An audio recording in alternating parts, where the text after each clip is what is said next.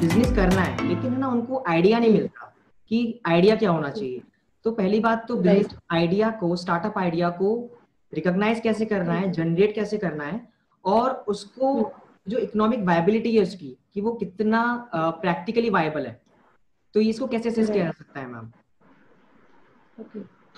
So this is very right question because जब से startup India की एक लहर चली है, I would say, तब से everyone is want to be an entrepreneur, and it is like what I have realized with my journey, my own entrepreneurial journey. What I have realized, it's not a race which you can follow. वो ऐसी race नहीं है कि अगर एक बन गया, मेरा फ्रेंड बन गया तो मैं भी entrepreneur बन जाऊँ, या एक ऐसी रेस नहीं है कि मेरे साथ वाले मेरे मोहल्ले में से 4 entrepreneur है तो मैं भी entrepreneur बन जाऊँ. It's like a feeling which comes from heart. It comes from here that yes, this is something I want to do. So सबसे पहले आपको वो अपनी गट फीलिंग फॉलो करनी है, आप करना क्या चाहते हो लाइफ में. जरूरी नहीं है सब एंटरप्रेन्योर हो, सब कोई जॉब क्रिएटर नहीं हो सकता, मैं हमेशा ये कहती हूँ. बट अगर आप में एक भी इंस्टिंक्ट है कि आप जॉब क्रिएटर हो सकते हो, तो आप पीछे ना हटो, और पहले उस चीज को रियलाइज करना पड़ेगा आपको that what you want to do in your life. What is that one kick what is that one thing that gives you kick for your professional and personal career, I would say. So उसको realize करना बहुत जरूरी है कि हाँ मैं entrepreneur बनना चाहती हूँ या बनना चाहता हूँ, because जब तक वो instinct नहीं रहेगा आप किसी को देख के entrepreneur नहीं बन सकते. दूसरा, अब जब मैंने ठान लिया है कि मुझे कुछ करना है और अपना करना है, I don't want to be a employ but I want to be a employer. मैं चाहती हूँ कि मेरे प्रोडक्ट या प्रोसेस जो भी मैं सेट करूँ उससे सोसाइटी को फायदा हो और लोगों को साथ लेके मैं चलूँ. So entrepreneur is not only a business person but a leader, and leaders always lead by example. सो मैं जैसा बनना चाहती हूँ मुझे वो एग्जांपल एक्चुअली शो करना पड़ेगा, तभी वो टीम इंपॉर्टेंट बनेगी. आपने बात की फिर आइडिया की. सो आइडिया ऐसे नहीं आ जाता. आप में किक है एंटरप्रेन्योर बनने का, आपको पता है कि आप ये चीज कर सकते हो, आप गिव अप नहीं करोगे, तो दो तीन क्वालिटीज होती है which is very important for any entrepreneur to follow. Is like I don't want to give up. I will at any circumstances I will have plan B, C, D for this plan A which I'm going to work on, right? So to generate an idea, you should not be an idea generator according to me, but you should be a problem solver. So you should be a good identifier of a problem. आपको problem पता होनी चाहिए, market की problem क्या है, और फिर उसके सोल्यूशन पे आप काम करो. क्योंकि जब आपको मार्केट की सोसाइटी की प्रॉब्लम पता होगी तभी आप एक अच्छा सोल्यूशन लेके आओगे. और जैसे कि पेटीएम ने किया या फिर जोमेटो ने किया, इनको पता था कि लोग कैश देना, बहुत लोग कैश हैंडी नहीं चलते हैं. There is risk in taking cash और whatever. Now is a corona time, so this is a best example कि आज एक cashless business, Paytm, MobiKwik, there are many startup which has already started this. So this was a problem that I don't want to carry my cash. I don't have 1 rupees or 2 rupees or 3 rupees or 10 rupees change sometime. और Paytm से वो भी easy से हो सकता है, या MobiKwik से वो भी easy से हो सकता है. Same Zomato did, same your online brands Myntra did. I don't want, as a professional I don't have time to go and shop, but I can shop easily on Myntra. So what they did, they identified a good problem and came out with a good technical solution to that problem, and that is the way how they built the business. Now how you will validate that idea is like you have to test in a small I would say small छोटे छोटे parts में आपको test करना पड़ेगा खुद से. जब आपके पास आइडिया आता है तो आप खुद से क्वेश्चन पूछो कि एज अ कस्टमर जो मैं इस प्रॉब्लम का सोल्यूशन लाके दे रहा हूँ, is it right or not? Am I satisfied as a customer or not? Then you have to find out people who can give you a right kind of advice for your solution, that yes, this is a right solution or you need to modify or improve. Then you have to ask that why I am starting this idea, why I am converting this idea into a business. Am I solving the right problem? क्या मैं right problem solve कर रहा हूँ?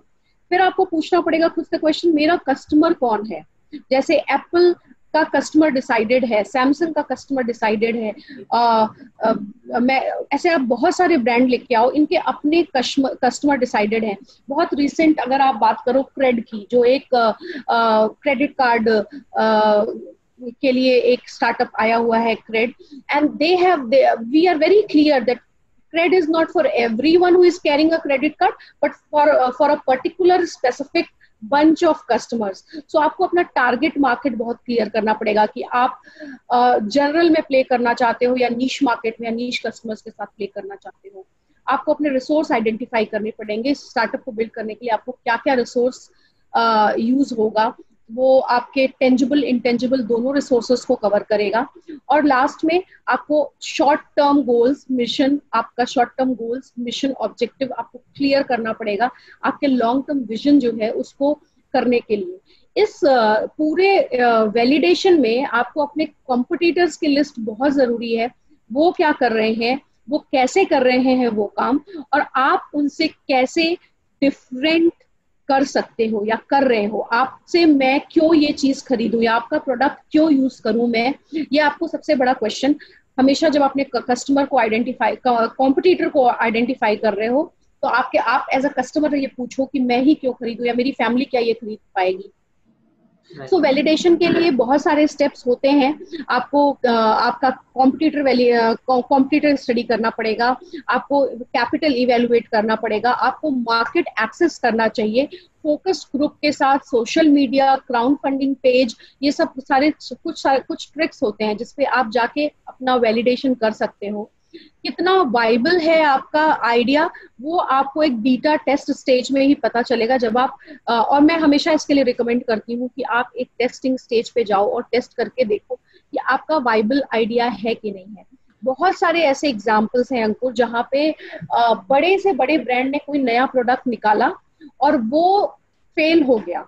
जैसे अगर बहुत लोगों को पता नहीं है, वोल्टास ने सॉस निकाला था जो टोमेटो केचप्स होते हैं, और बिकॉज मार्केट अच्छे से स्टडी नहीं किया, because Voltas is a brand, एक कंज्यूमर के दिमाग में है कि वोल्टास तो यही चीज बेच रहा है, इलेक्ट्रॉनिक्स ही बेच रहा है, तो उसका सॉस चला नहीं. मे बी एक अच्छा मार्केट रिसर्च करके एक वाइबिलिटी समझ के अगर और अच्छी ब्रांडिंग के साथ निकालते तो शायद वो चीज चल जाता.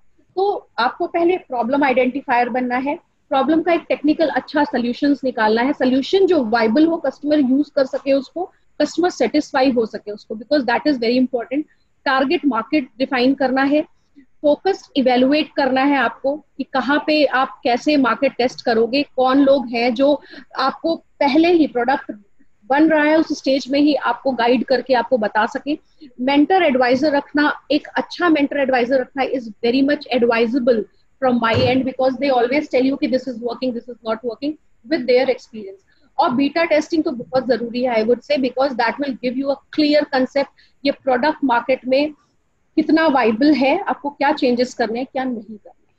तो मैम जो बीटा टेस्ट आप बोल रहे हैं, बीटा टेस्ट यानी अपने आइडिया को पहले एक छोटे सेगमेंट में टेस्ट कर लिया जाए कि कुछ कस्टमर्स के संग मतलब 1-to-1 टॉक करके उनको प्रोडक्ट दिखाकर, यानी कि छोटे स्केल पर अपने प्रोडक्ट को टेस्ट करना. प्रोडक्ट लाइव जाने से पहले, प्रोडक्ट मार्केट में जाने से पहले आप छोटे सेगमेंट के साथ उसको टेस्ट कर रहे हो. वो छोटा सेगमेंट आप कई जगह पे छोटे छोटे सेगमेंट्स के साथ टेस्ट कर सकते हो, और एक जेन्युइन कस्टमर के साथ जो आपकी टारगेट मार्केट है. मेरी टारगेट मार्केट सपोज फीमेल का एक ग्रुप है जो दिल्ली और मेट्रोज में रह रहा है. सपोज मैं कोई ऐसा प्रोडक्ट ला रही हूँ जो दिल्ली और मेट्रोज सिटीज के लिए, तो मेट्रो में मैं छोटे छोटे ग्रुप्स बना के and I can test my product, right, I can get their feedback, और फिर वो इम्प्रूवमेंट में भी बहुत हेल्प कर सकता है फाइनल लॉन्च से पहले. ओके, तो मैम ये तो आपने बहुत ही ज्यादा मतलब मैं ये नहीं कहूँगा ब्रीफ में, लेकिन आप बहुत अच्छा एक बड़े स्केल पर आपने हमें समझाया. Thank you ma'am. मैम एक नेक्स्ट प्रॉब्लम आती है कि पैसा, मतलब मैंने बीटा टेस्ट ये सब करना है, ठीक है, लेकिन फिर भी एक बात आती है कि अब मेरे को हर चीज के लिए पैसा लगेगा करने के लिए, और घर से इतना पैसा अरेंज नहीं हो पाता, बैंक में जाके लोग ज्यादा तैयार नहीं है लोन लेने के लिए क्योंकि उसकी भी कुछ एक लिमिटेशंस हैं. So money is a big problem. So how to fund a startup? क्या कोई ऐसे तरीके हैं जिससे हम अपने आइडिया को किसी लोगों के पास लेके जाएं, वो हमारी मदद करें? कुछ ऐसा तरीका हो सकता है ma'am? Right Ankur, this is again I would say very good questions, because मेरा जो एक्सपीरियंस रहा है स्टार्टअप इकोसिस्टम के साथ और खुद एज अ बिजनेस स्टार्ट करके, जो 5 साल में मैं जितने I would say very young studentpreneurs से मिली, so reason to start their business was like because my friend has started, because this company has started, person has started and raised so much big fund, right? So सबसे पहले आप startup ये सोच के मत करो कि मुझे इतना फंड रेज करना है या इतना पैसा लेना है. आप ये सोच के स्टार्ट करना चाहिए कि मुझे इस मुकाम पे लेके जाना है, I have to make my business this big. Yes, money is very important part. I would not neglect that. Very important part to get all the resources on, I would say, on time and aligning on time, because money plays a very important role. But मैं कहूँगी इतना important role नहीं है कि आप money के पीछे भागो और अपने idea को miss कर जाओ कहीं इधर उधर. So yes, startup जब आप कर रहे हो, so money is one of the very important point. I would tell you that it is how to do the funding or how you can initiate. But अगर आप as a startup सिर्फ money raise करने के लिए start कर रहे हो, तो don't do your startup. That I am very clear there. That don't do your startup. You are just doing for to raise the money. See, money आप ₹1 आपसे भी अगर मैं मांगू कि अंकुर मुझे आप ₹1 दो या ₹100 दो, so आप एक बार पूछोगे why you are asking this and when you will return my money, right? Because everyone's money is hard earned cash, right? So, and it's everyone is putting their blood and sweat to raise to have that, to grow that money or to make that money. So as a VC or as a angel investors or anyone who is putting fund would have the same question. What is your problem? What is the problem you are solving? What is the solution? What is the market viability? There are many questions, 7 to 8 questions, which you need to prepare your answer for that. और सबसे बड़ी बात है, जो पैसा लगाता है उसको आपका इंटेंट बहुत जरूरी होता है देखना, that from which intent you are raising this money, to actually to grow your business or just to satisfy your internal entrepreneur that I have raised money. So सबसे पहले आप यहाँ पे एक entrepreneur को बहुत straight होना पड़ेगा that why I am raising this money. I'm raising this money to build this business as an empire. I'm raising this money to be next Tata or next Infosys, right? I'm not raising this money to have I should have a good salary. जो अक्सर आप जब हम मंगवाते हैं कि आपको कितना पैसा चाहिए, तो I want 1 crore, इसमें तो 2 लाख रुपए तो फिर फाउंडर ही कभी कभी लेके जा रहे होते हैं घर की, मेरी सैलरी है. So that way founder has to sacrifice many things. As an entrepreneur, you have to be sacrificing, risk taker at many places. But to answer your question technically, so see, as a angel investors or as a VC, what people see is like how much risk you have taken, how much money in the seed stage you have invested in your business to start. So there are 7, 8 options which I can discuss today. Is first, the first option is like bootstrapping your startup, and bootstrapping means self-funding your startup. So I as a, and many of us say that there are 3 F's associated here. One is friend, one is family, and one is fringy, someone called as fools also. So friends, like friends are the first one where whom you can approach and say कि यार मैंने ये problem identify किया, इसका ये solution निकला और मुझे पता है ये बिजनेस बहुत अच्छा होने वाला है. क्योंकि फ्रेंड्स आपको ट्रस्ट करते हैं, आपको पता है वो आपका ज़ील आपके साथ दिन रात उठते बैठते हैं, तो उनको आपका इंटेंट पता होता है. So you can always bargain with them that तू मेरे बिजनेस में इन्वेस्ट कर, और you come and be the CTO, और यू वांट टेक्निकल गाय, और यू वांट एनी रिसोर्स. सो कई जगह होता है आपको डायरेक्ट मनी रेज कर रहे हो, कई जगह होता है आप एज अ रिसोर्स रेज कर रहे हो और वहां वो पैसा बचा रहे हो. So bootstrapping is one way that you go to your friend, you go to your family, and you go to the fringes who are acquaintance or your friends of friends kind of thing, who can actually invest in your business. यहाँ पे थोड़ा सा जो family वाला case होता है, बहुत सारी फैमिलीज होती हैं, एंड इनफैक्ट मेरे साथ भी हुआ है और बहुत लोगों के साथ होता है. फैमिली जल्दी ट्रस्ट नहीं करती, एंड उस पर बहुत आश्चर्य नहीं होना चाहिए, क्योंकि फैमिली, क्योंकि जो इंडियन माइंडसेट है उसमें लगता है कि बिजनेस करेगा फेल हो जाएगा, टाइम वेस्ट होगा. There are many, I would say, lacunas associated with it. So I always suggest that try but don't give up, that family is not giving, तो आप फेल हो गए, right? So bootstrapping is one way. Then crowdfunding your startup is another way. Of the many funding options जो startup के पास होते हैं, crowdfunding your startup means raising fund from more than one person at the same time. So there are many platforms also now in India where these are the crowdfunding platform जहाँ पे number of investors होते हैं for different sectors. तो किसी को है कि मैं हेल्थ में इन्वेस्ट करूंगा, किसी को है कि मैं ब्यूटी में इन्वेस्ट करूंगा, किसी को है मैं टेक्निकल प्रोडक्ट, टेक प्रोडक्ट्स पे इन्वेस्ट करूंगा, कोई है मैं सिर्फ ई-कॉमर्स पे इन्वेस्ट करूंगा.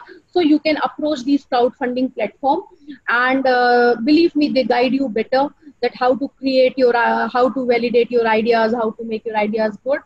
and then this is one of the good platform where you can raise small amount of money. Then through angel investment as option 3, I would say that once you have crossed that seed stage or initial bootstrapping stage, angel investment is one where people put in money in a small quantity, a small amount, I would say, and उससे जो है with handsome amount of money जो भी उनके pocket में है वो आपसे थोड़ा सा stake लेंगे, and then they will become an angel investors. और यहाँ angel investors कहने का एक वो भी होता है, मतलब भी है, because they are coming as an angel in your life. They are hand holding you in that stage of life, business entrepreneurial journey, when you actually needed the money to raise the product, to make the product, or to market the product. So this capital is very important, and angel investment can be done through many platforms, through many incubators, start accelerators. Then option 4 is venture capitalist, but this comes at a very late stage when you have already raised some amount of money and you have already in the growth stage or early stage of your startup, after seed money I would से थोड़ा सा आगे बढ़ चुके हो आप, अपने आपकी मार्केट में आपकी प्रेजेंस थोड़ी हो चुकी है, तब वेंचर कैपिटलिस्ट वीसी जो है वो उस स्टेज पे ले आना is very important. Option 3 can be fund raised through business incubators and accelerators. It's like there are n number of government funded incubators and accelerators and n number of private incubators and accelerators.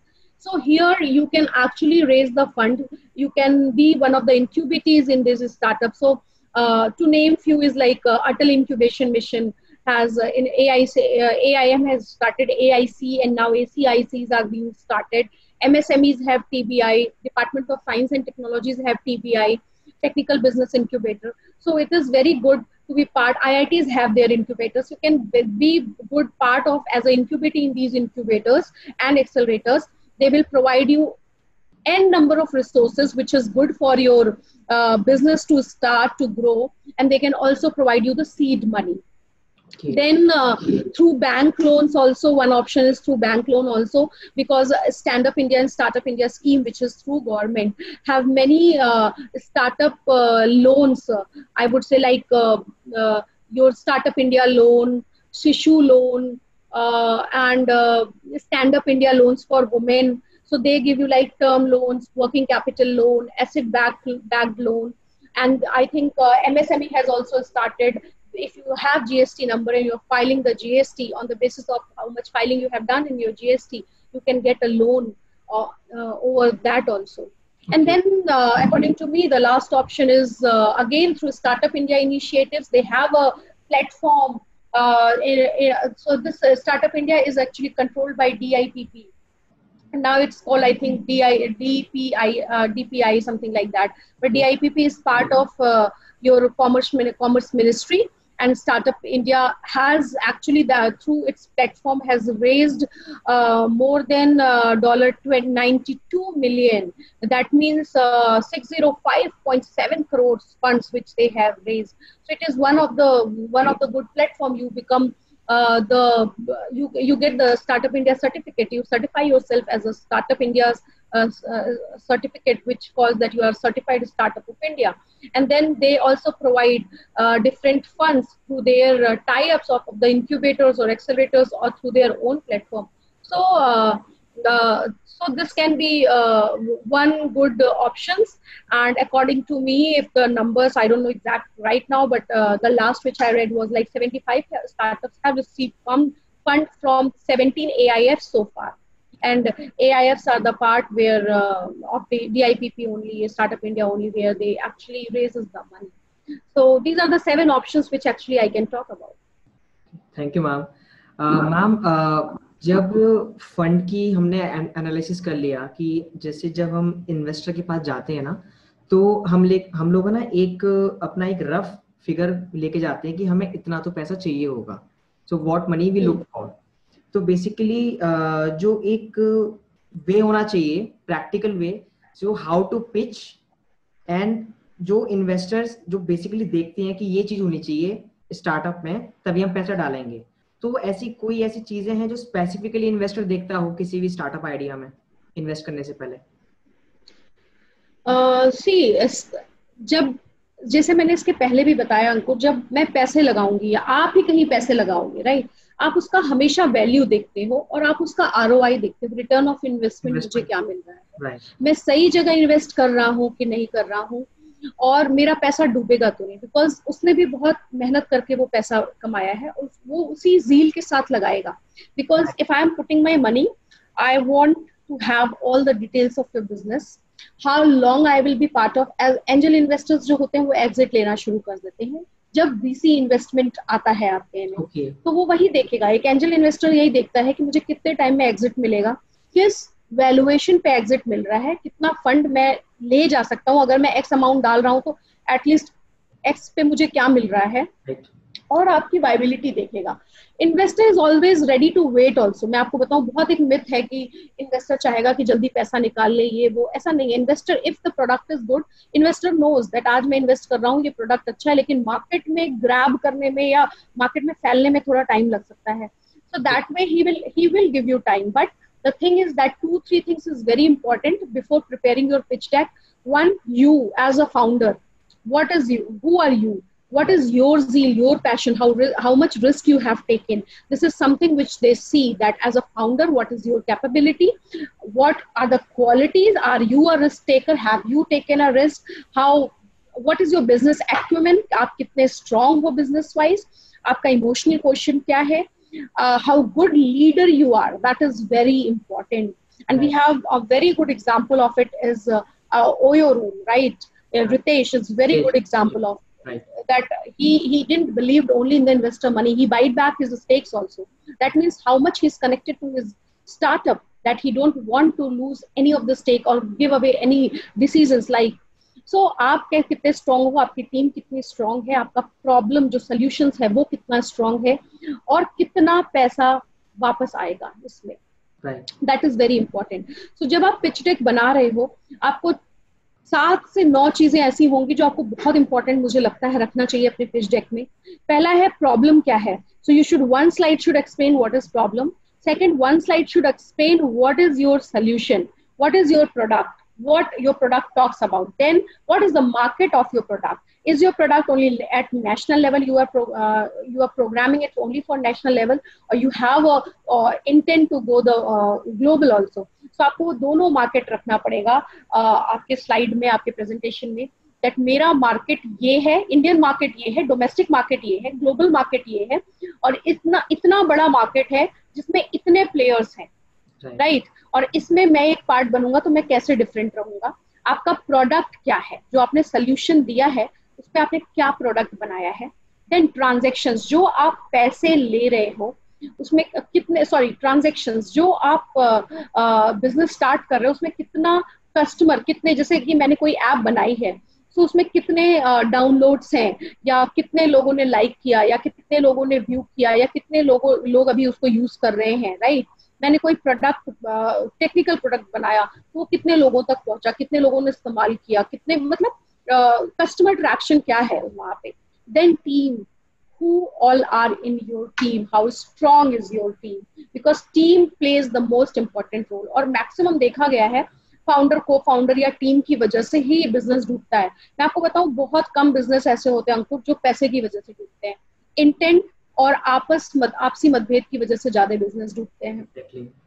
Then competition, आपका competition कौन है, आपके competitor कौन है, आप उनसे different क्या कर सकते हो. This is very important. Then comes financial, आप कितना फंड रेज करना चाहते हो, उस फंड का यूटिलाइजेशन आप कैसे करना चाहते हो, उसका बाइफिकेशन दो. और अभी तक अगर आपने कोई भी, जब आप पिच बना कर रहे हो इन्वेस्टर के सामने, चाहे वो एंजल इन्वेस्टर हो, चाहे इंक्यूबेटर में इन्वेस्टर्स हो, चाहे वीसी हो, तब तक आप कितना फंड रेज कर चुके हो. वो फंड आप बूटस्ट्रैप भी कर सकते हो, वो फंड आपने अपने पर्सनल सेविंग से भी लगाई हो सकती है, वो फंड आपने कहीं से भी, फैमिली, फ्रेंड्स, किसी से भी लिया हो सकता है. तो उस चीज का भी डिटेल देना बहुत जरूरी है. तो मेरे हिसाब से ये 9 थिंग्स जो मैंने बात की है, product, solution, market, then your transactions, then your team, then your competition, then your financials, then your amount जितना आपने रेस किया है, ये सारी चीजें ध्यान में रखना एक पिच डेक बनाने के लिए वेरी इंपॉर्टेंट. Right ma'am. मतलब जो एक कंफ्यूजन रहती थी ना दिमाग में लोगों के, आई थिंक कि इस चीज को सुन के ना एक एक विजन क्लियर होगा, एक रोड मैप उनके दिमाग में बनेगा, और शायद इस सेशन के बाद ना, आज के सेशन के बाद कहीं ना कहीं उनको लगेगा कि यार इतना मुश्किल नहीं था, इतना सोच के रखा था, मतलब आसान है, Right. ये थोड़ा सा आना चाहिए उनके दिमाग में। मैम एक, जैसे आपने को फाउंडर की बात करी आपने कि एक फाउंडर है, को फाउंडर है, टीम है, तो इसमें जब हम इनिशिएटर तो कोई एक ही होता है, ज्यादातर केसेस Right. मैंने देखा है इनिशिएटर एक होता है, और वो फिर ढूंढता है कि जो स्किल मेरे पास है, और मतलब कई सारी स्किल्स चाहिए होती हैं फाउंडर्स को, कुछ स्किल्स होनी चाहिए उनके पास भी। तो जैसे मेरे अंदर कोई एक स्किल है, अब कोई को फाउंडर मैं देख रहा हूँ, तो कई बार ऐसा देखा जाता है कि उसके पास वो स्किल नहीं है जो मैं देख रहा हूँ, लेकिन उसके पास पैसा है, उसके पास पैसा है लेकिन स्किल नहीं है। और कई बार ऐसा होता है उस पर पैसा नहीं है लेकिन स्किल है। तो मैम मतलब क्या, मतलब इन चीजों में डिसीजन कैसे लेना चाहिए को फाउंडर्स को लेकर? सी मेरा जितना मैंने अभी जर्नी देखा है खुद का और दूसरे स्टार्टअप्स का, को फाउंडर का डिसीजन लेके को फाउंडर लाना इज वेरी इंपॉर्टेंट। और जरूरी नहीं है कि आपके पास को फाउंडर हो, ठीक है, सिर्फ को फाउंडर लेने के लिए आप को फाउंडर मत ले लो, बिकॉज जरूर, क्योंकि दो लोगों की वर्किंग स्टाइल और एक प्रोडक्ट को लेके सोच मैच करना बहुत जरूरी है। मैं ये नहीं कहती कि आप और मैं अगर कुछ स्टार्ट करने जा रहे हैं तो हम दोनों सेम तरह से सोचेंगे उसको टेक ऑफ करने के लिए, बट हम दोनों का सोच एक होना चाहिए कि हमें 5 साल में बिजनेस को कहाँ लेके जाना है। एक वो सोच, विजन मिलना बहुत जरूरी है। तरीका हो सकता है अलग अलग हो, उस पर हम डिबेट कर सकते हैं, आर्ग्यू कर सकते हैं एज अ फाउंडर, को फाउंडर, बट जो मेरा बेबी है, मैं मानती हूँ जो मेरा बेबी है, जिस तरह से मैं ग्रो अप करूंगी उसको कोई दूसरा नहीं कर सकता। Exactly right. So, जब आप को फाउंडर, अगर आपको लगता है, जैसे आपने 2 सिनेरियो दिए यहाँ पे, एक तो उसके पास पैसा बहुत है, स्किल सेट नहीं है, तो आप उसको एज जरूरी नहीं है आप उसको एज अ को फाउंडर लाओ, वहां पे आप उसको एज अ स्ट्रेटेजिक या फिर इन्वेस्टर ला सकते हो और स्टेक दे सकते हो बिजनेस में। और जैसे मैंने पहले भी कहा, जरूरी नहीं है कि आपके पास को फाउंडर हो, आपका मेंटर, आपका एडवाइजर, आपका जो अच्छा एक स्ट्रेटेजिक इन्वेस्टर आएगा वो आपके लिए सारा काम कर देगा। तो इसलिए मत फाइट करो कि मुझे को फाउंडर चाहिए, जैसे मेरे पास कोई को फाउंडर नहीं है। आई स्टार्टेड, मैंने भी ये गलती की that I had my friend in my business initially when इनोबल was LLP। I lost crores of rupees because वो पैशन काम करने का दोनों का साथ में नहीं था, and we were uh, uh, I was very much into in a condition, mental condition where I was not happy the way my other director was working. He was not co-founder but was 50% stakeholder, और वो भी मैंने दोस्ती में दे दी थी, right? So this is this mistake I don't want anyone to repeat, because this is not an emotional platform where you have to take the decision emotionally, because this is going to your, आपकी मेहनत का आप आधा हिस्सा या 1% या जो भी परसेंट आप देने जा रहे हो, आप देने जा रहे हो किसी को। So यहाँ पे आपको इमोशनल डिसीजन नहीं लेना। अभी I am only the whole soul of my all 3 organization, so I'm very happy. I have people around me. I have other directors with me. I have other management board of directors with me, जो हम मुझे suggest करते हैं. I listen to them. I put my points with them. So that is something which goes, that should happen. Argument, debates should happen over the decisions, strategic decisions, and any the financial decisions. But it is not important to have co-founder first of all. But if you think that you want to co-founder, or if you have, जो आपका दूसरा side था कि अगर उसके पास skill है, he is complementing you, then I would say definitely you should go for it, because he cannot put the money, but if he is putting his time as much as you are putting, so वो आपको define करना पड़ेगा कि अगर आप जितना time दे रहे हो, सेम उसका भी पैशन वही है, वही प्रोडक्ट है उसका पैशन, बट आप एक दूसरे को कॉम्प्लीमेंट कर रहे हो, सप्लीमेंट नहीं, कॉम्प्लीमेंट कर रहे हो। तो यस, तो कुछ पॉइंट्स जो मैं यहाँ पे देना चाहूंगी वो लाइक, आपको क्या देखना है अपने को फाउंडर चूज करते वक्त, कि आपका कॉम्प्लीमेंट्री टेम्परामेंट हो दोनों का एक दूसरे के लिए। ऑपरेशनल स्किल्स हमेशा 2 डिफरेंट होने चाहिए, बिकॉज आप भी वही कर रहे हो, वो भी वही कर रहा है, so that is not something which is viable then for the business, कि दोनों एक ही काम में अच्छे हो।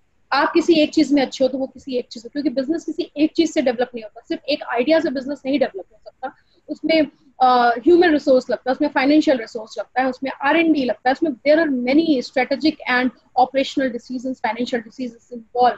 सो आपको उस तरह से ऑपरेशनल स्किल डिफरेंट होना चाहिए, बट वर्क हैबिट जो होता है दो फाउंडर्स का या दो टीम मेंबर्स का, मैं कहती हूँ वर्क हैबिट काफी कुछ मिलना चाहिए आप आपका और आपके को फाउंडर का, because sorry because that is like अगर आपका वर्क हैबिट नहीं मिलता है तो बहुत ज्यादा मिसमैच होने का और आर्गुमेंट ऑन फाइट होने का प्रॉब्लम हो सकता है। आपका को फाउंडर सेल्फ सफिशिएंसी वाला एक वर्ड होता है, सेल्फ सफिशिएंसी। योर को founder isn't like any other colleague और एम्प्लॉय, तो वो चीज रियलाइज होना चाहिए। शी शुड बी और he should be very reliable, self sufficient, someone who can function on auto pilot with virtual और नो इनपुट फ्रॉम यू। सो ये सारी चीजें होना, मतलब जो मैंने कॉम्प्लीमेंट की बात की कि आप एक आइडिया लेके आ रहे हो, सो उसमें दूसरा आइडिया उसी आइडिया को ऊपर ले जा सके, उसमें आर्ग्यू करके डिबेट करके कि नहीं यार ये ऐसे नहीं हो सकता, वैसे नहीं हो सकता। सो दैट इज लाइक पैशनेट दोनों का होना बहुत जरूरी है। And second thing which is very important point is like history of both of you working together, कि आपने पहले कितना काम किया है। अचानक से कहीं टकराए और आप को फाउंडर बन गए नहीं, तो एक दूसरे को समझना बहुत जरूरी है। इमोशनल बायोंसी होना बहुत जरूरी है, एक दूसरे का साथ इमोशनल कनेक्ट, इमोशनली एक दूसरे को understand is very important. And the most important thing is like total transparent, both the co-founders should be, and total honesty toward each other. Yes ma'am, right. And then I say something which is called comfort in their own skin, right? Insecurity, ego, fear, ये सब partnership को किल कर देते हैं, and which actually happened with me. So and I know that if you have a product, if you have a passion toward building something, how much possessive as a partner, as a business founder you become. So वही passion, वही आपको एक दूसरे का समझ बहुत जरूरी है बिजनेस में। और somehow आप लोग पर्सनैलिटी एक नहीं हो सकते, बट कोशिश करो अगर एक सिमिलर पर्सनैलिटी मिले, but it is fact that opposite attracts each other. So founder को फाउंडर में वो चीज भी इम्पोर्टेंट है। बट ये सब की अगर मैं बात कर रही हूँ, जितने पॉइंट्स मैंने बोले, विजन ओवरऑल दोनों का सेम होना चाहिए, that I and you are going to make the same baby grow, and our dream is that this baby should go at this extent. So vision should be aligned of both the co-founders. यानी ma'am दोनों का मतलब तरीका अलग अलग हो सकता है, लेकिन फाइनल टारगेट एक होना चाहिए। Yes. ओके, तो यानी कि अभी मैम फिलहाल तक का जो हमारा सेशन है, अगर मैं उसमें देखूं कि कोई भी अगर स्टार्टअप करना चाह रहा है या चाह रही है, तो उनको सबसे पहले पैशनेट होना चाहिए अपने काम के लिए। दूसरा, थोड़ी रिस्क लेने को तैयार होना ही चाहिए, क्योंकि मोर रिस्क मोर गेन सीधी सी इक्वेशन है लाइफ में मैम, जैसे आपने लिया। और एक सही बताऊं तो एक रोल मॉडल होना ही मैम बहुत जरूरी है, जो मुझे लगता है। क्योंकि जब हम, जैसे अगर मैं बात करूं सुभाष चंद्र बोस की, तो उनका नाम केवल सुभाष चंद्र बोस केवल एक नाम नहीं है, वो एक ऐसी सोच है। अगर हम इनका नाम 5 बार लेना ना, मतलब थोड़े से मतलब जोश में आकर, तो हम ऐसे मतलब बहने लगता है शरीर में, खून नहीं मतलब अंगारे दौड़ रहे हो। तो वो वाली चीज, एक रोल मॉडल होना बहुत जरूरी है जो भी आप काम कर रहे हो। अब मैम जैसे आप हैं, जितने भी हमारे देश में जो वीमेन है, उनके लिए आप एक बहुत बड़ा रोल मॉडल हैं। क्योंकि मैम जैसे आपने 3 ऑर्गेनाइजेशन आप रन कर रहे हैं ऑलरेडी, और जिस मुकाम पर आप हैं, लोग वही देखेंगे जो आपकी यहाँ सक्सेस है। लेकिन हाँ, जो ये एक मैम जैसे माउंटेन की तरह होता है कि ऊपर दिख रहा है इतनी सक्सेस है, लेकिन कितनी गहराइयाँ, कितने मतलब defeats, problems, failures, depression, everything, ये सब होता है। लेकिन जितना ज्यादा आएगा उतना ही ज्यादा आप आगे जाके ग्रो कर सकते हैं। तो मैम एक बहुत ही ज्यादा प्रॉब्लम वाली बात होती है लोगों को IPR को लेकर, इंटेलेक्चुअल प्रॉपर्टी राइट, जैसे ट्रेडमार्क हो गया, पेटेंट्स हो गए। तो वो लोगों को इतनी नॉलेज नहीं होती। कोई साइंस साइड से पढ़कर आ रहा है, कोई आर्ट साइड से पढ़कर आ रहा है, तो लोगों को IPR की नॉलेज नहीं है। और कहीं ना कहीं इस चीज का उन्हें खामियाजा बाद में भुगतना पड़ता है। उन्होंने कोई आइडिया स्टार्ट किया, किसी को उनका आइडिया किसी के दिमाग में आ गया कि ये आइडिया अच्छा रन कर रहा है, और कहीं ना कहीं वो चीज को जाके रजिस्टर कर लेते हैं अपने नाम पर, तो उनको इसका नुकसान होता है। तो मैम IPR को लेकर लोगों को किस तरीके से स्ट्रैटेजी बनानी चाहिए, और कैसे इस चीज के लिए ध्यान रखना चाहिए लोगों को? So this is relevant to my field, I would say. Okay. And I am a patent attorney by profession. Okay. See, अंकुर, जब मैंने स्टार्ट किया अपना बिजनेस इनोबल, सो इसी माइंडसेट से स्टार्ट किया था that I will B my target customer is universities and startups and SMEs, because these three are the pillar of an economy, right? Exactly. A startup, a university and SMEs. And India में इतना unawareness है इस field में IP को लेके, और unawareness के साथ साथ इग्नोरेंस भी बहुत है, बिकॉज जहां पे अवेयरनेस है, जो स्टार्टअप जानता है कि आईपीआर इंपॉर्टेंट है, वो इग्नोर कर देता है फंड लगाने से। उसको लगता है कि तुरंत तो रिटर्न ऑन इन्वेस्टमेंट नहीं मिलेगा, बिकॉज आईपीआर पे मैं बताऊं आपको रिटर्न ऑन इन्वेस्टमेंट थोड़ा लेट मिलता है। बट सिनेरियो पिछले 8 साल में मैं बोलूंगी, ये 7 साल में बहुत चेंज हुआ है स्टार्टअप इंडिया स्कीम आने के बाद। अगर से 2014 के बाद जब स्टार्टअप इंडिया पे काम होना शुरू किया, 2016 से स्टार्टअप इंडिया थोड़ा स्ट्रांग हुआ, SIPP आया, स्टार्टअप इंडिया ने एक स्कीम निकाली स्टार्टअप्स के लिए, startups intellectual property protection, SIPP करके निकाला। MSME ने भी स्कीम्स निकाली SMEs के लिए। जो रैंकिंग सिस्टम और एक्रेडिटेशन सिस्टम है कंट्री का, MHRD ने उसमें माइन्यूट चेंज किए। पेटेंट्स, ट्रेडमार्क्स, डिजाइन्स, कॉपीराइट इन और रिसर्च पे इंपॉर्टेंस देना शुरू किया। सो ये 7-8 साल में सिनेरियो थोड़ा चेंज हुआ है।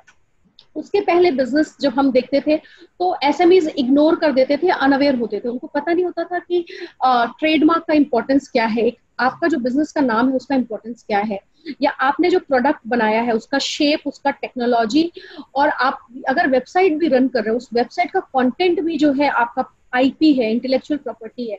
बट ये ऐसा एसेट है जो आपको लॉन्ग टर्म में सोल्यूशन, एक रिटर्न ऑन इन्वेस्टमेंट देगा। तो स्टार्टअप्स आज के डेट में भी बहुत सारे स्टार्टअप्स हैं जो इसको इग्नोर कर देते हैं कि अभी इस IP पे पैसा क्यों लगाऊं, अभी मैं क्यों IP पेटेंट फाइल करूं या ट्रेडमार्क फाइल करूं, मैं थोड़े टाइम बाद फंड आने के बाद कर लूंगा।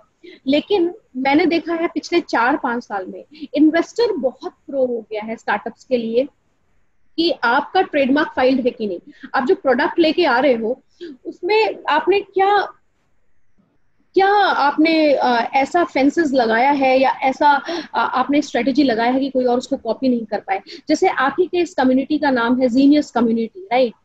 अंकुर महेश्वरी इसको चला रहे हैं जीनियस कम्युनिटी। कल को मैंने स्टार्ट कर दिया जीनियस कम्युनिटी और आपने जो है इसको रजिस्टर नहीं किया है ट्रेडमार्क, तो अब आपका जो टारगेट ऑडियंस है वो कंफ्यूज हो जाएगा कि मैं किस जीनियस कम्युनिटी को देखूं, कौन सा बेटर है, कौन सा पहले स्टार्ट किया था, किसको मैं देखता था।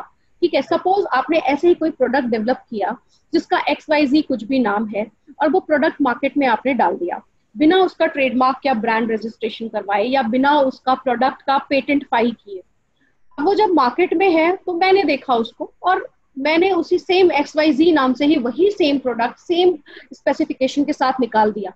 आपके पास क्या बैरियर है कि मैं उसको नहीं बना पाऊंगी? And IPR is that pillar of any business, take a startup, SME or the R&D of any company or any university।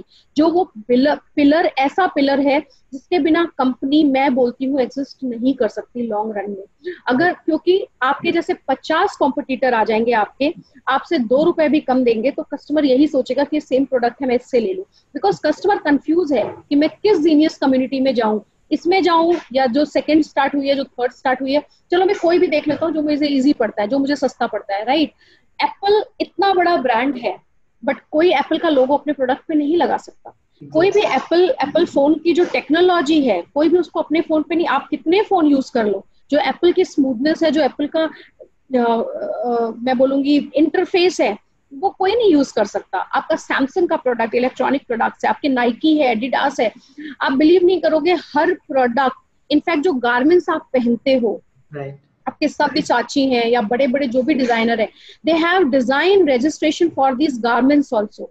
सो आप ऊपर से नीचे किसी ना किसी का IP पहने हुए हो या आप दिन भर किसी ना किसी का IP यूज कर रहे हो बट आप खुद इग्नोरेंट हो क्योंकि आप तुरंत पैसा नहीं लगाना चाहते, और वो आपके लिए बहुत। अभी मैं एक केस लड़ रही हूँ, I can not take the name of that dhaba, और उन्होंने स्टार्ट किया वे बैक 37 इयर्स बैक। उनके फ्रेंड को भी उन्होंने सेम नाम दे दिया और 3 फ्रेंड्स मिलके सेम नाम से ढाबा चला रहे हैं। तीनों के बेटे एक दूसरे से लड़ रहे हैं क्योंकि उनको IP की नॉलेज थी। अगर उसी टाइम पे वो रजिस्ट्रेशन हो जाता या बीच में जाके करवा लेते तो आज वो फाइट नहीं होता, और तीनों का एग्जिस्टेंस मोर देन 30 इयर्स हो चुका है, right? So these are the very small thing. Same way आपका जो, अगर आप कोई टेक्नोलॉजी डेवलप कर रहे हो, आपने डेवलप किया, आपने उसमें बहुत मेहनत किया, किसी ने सेम ने वो कॉपी किया, क्योंकि आपकी टेक्नोलॉजी मार्केट में है, मैं उसको देख सकती हूँ, मैं कॉपी कर सकती हूँ उसको, मैंने आपसे 4 रुपए सस्ते में निकाल दिया, राइट. सो आपका IPR आपका पिलर है, बैकबोन है. This is not only for startups but for everyone who is doing business. Find out the IP assets in your company. What all IP assets you have, उसको protect पहले करिए और फिर आगे बढ़िए. अभी तो इतना कॉस्टली भी नहीं है, because you have professional fees also, बहुत लोगों की बहुत कम है. गवर्नमेंट ने ऑलरेडी कम कर रखी है फीस. SMEs के लिए 50% रिड्यूस कर दिया है. स्टार्टअप्स जिनके पास स्टार्टअप सर्टिफिकेट है, 80% गवर्नमेंट फीस रिड्यूस्ड है. तो आप एक अच्छा अटॉर्नी देखिए और सबसे पहले अपने IP को रजिस्टर करवाइए, चाहे वो प्रोडक्ट हो, चाहे वो टेक्नोलॉजी हो, चाहे इन्वेंशन हो, चाहे डिजाइन हो, चाहे आपका ब्रांड हो, चाहे आपके कॉपीराइटेबल मटेरियल हो. This is very important pillar of any business. In fact I would add कि अब investors are looking for it कि आप पहले अपना IP प्रोटेक्शन दिखाओ. मेरे बहुत सारे स्टार्टअप्स जिनको मेंटर कर रही थी मैं, 2 साल पहले की बात है कि स्टार्टअप रात में 12 बजे मेरे पास फोन आता है दैट मैम आप प्लीज हमारा जल्दी से ना पेटेंट फाइल कर दो, 2-3 घंटे है मेरे पास, मुझे सुबह इन्वेस्टर से मिलना है, दुबई में हूँ मैं. एंड आई वाज लाइक 2-3 घंटे में I would take some time. कहता है मैम वो उसने फर्स्ट क्वेश्चन ही यही पूछा है कि तुम्हारा टेक्नोलॉजी प्रोटेक्टेड है कि नहीं है, मुझे पेटेंट रिसिप्ट दिखाओ. So that's when he realized that thing, and I was asking him from last 6 months कि अपने प्रोडक्ट का पेटेंट फाइल करो. He was not realizing because I was mentor. So वो घर की मुर्गी दाल बराबर टाइप्स की, चलो ठीक है, she is mentor, she can guide anything. But when it comes to taking money and investor asked him, that time it becomes a compulsory part. So I say why that time? तब तक हो सकता है आपके idea को किसी ने already चुरा लिया हो, राइट, किसी ने कॉपी कर लिया हो. So this should be considered, should not be ignored, should be considered as a very important pillar. Ma'am जो आपने ये बताया वो मैं रिलेट कर सकता हूँ. एक्चुअली जैसे हमारे फैमिली बिजनेस है, so we work so hard on a particular brand and we were so ignorant about this trademark and all. And a competitor who was already there in the market, he got registered that brand, that trademark, और उसने start कर दिया cell करना. और फिर हमारे पास आता है कि आप हमारी ब्रांड यूज कर रहे हो. So we were like what? मतलब फिर उसने अपना सर्टिफिकेट वगैरह दिखाया और मैम द सेम डे हम लोगों को वो ब्रांड बंद करनी पड़ी. चाहकर भी हम उसको यूज नहीं कर सकते. और मैं ये मानता हूँ मैम वो टॉप ब्रांड में आता था हमारा, और हमने फटाफट से जितनी भी हमारे पास जो भी ब्रांड्स थे ट्रेडमार्क रजिस्टर्ड कराए हमने जल्दी से. और मतलब एक बहुत बड़ा लॉस है तभी से, मतलब है ना मैम IPR. बट आपको अंकुर एज अ लॉयर मैं सजेस्ट कर रही हूँ, आपको ब्रांड बंद नहीं करना चाहिए था, क्योंकि अगर आप बहुत पहले से यूज कर रहे थे तो आप भी उसके बाद भी आप ट्रेडमार्क फाइल कर सकते थे, और आपका यूसेज देख के शायद हियरिंग के टाइम पे गवर्नमेंट आप दोनों को यूज करने देता. और ऐसा ही केस केवेंटर्स के साथ भी हुआ. जो केवेंटर्स मिल्क आप पीते हो, पहले वो सिर्फ और सिर्फ कनॉट प्लेस दिल्ली में था, आज वो हर मॉल में. उसकी भी एक बहुत बड़ी ट्रेडमार्क स्टोरी है, तो वो कभी और बता दूंगी मैं आपको. But that happens with Keventers also. Okay, तो मैम जैसे उसको मतलब मेरे को इस चीज की नॉलेज नहीं थी मैम. यही बात है, मेंटोर होना बहुत जरूरी है. तो थैंक यू मैम. मतलब आज आपने जो टाइम निकाला, मतलब गाइज मैं आपको बता सकता हूँ कि I have been trying for so many days, और मैम से पहले बात ही नहीं हो पा रही थी. फिर एक नेटवर्क के थ्रू मैंने, मतलब कनेक्शन के थ्रू मैम से कनेक्ट करने की कोशिश करी, और मतलब 2 बार ये सेशन आगे बढ़ चुका है. मैम इतना बिजी रहते हैं और आज जाकर हम लोग शूट कर पाए हैं. सो thank you so much ma'am. मतलब आपने वैल्यूएबल टाइम निकाला अपना, मतलब हमें दिया. ये बहुत बड़ी बात है हम लोगों के लिए. और जो भी लोग इस चीज को देख रहे हैं, आप आज के सेशन को केवल ऐसे ही मत देखिएगा कि बस ठीक है देख लिया. मतलब एक इंटेंट स्टार्टिंग में रखोगे ना कि that we need to learn something, we need to build something. अगर उस सोच के साथ आप लोग इस चीज को अगर देखा है आपने स्टार्टिंग से एंड तक, और आप अगर अभी तक इस सेशन में जुड़े हुए हैं, that means you are going to create something for you and for the society sooner और later in the future. So thank you so much ma'am for being here.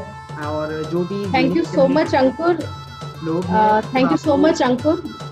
Thank you. Sorry I cut you in between. No issue, no issue.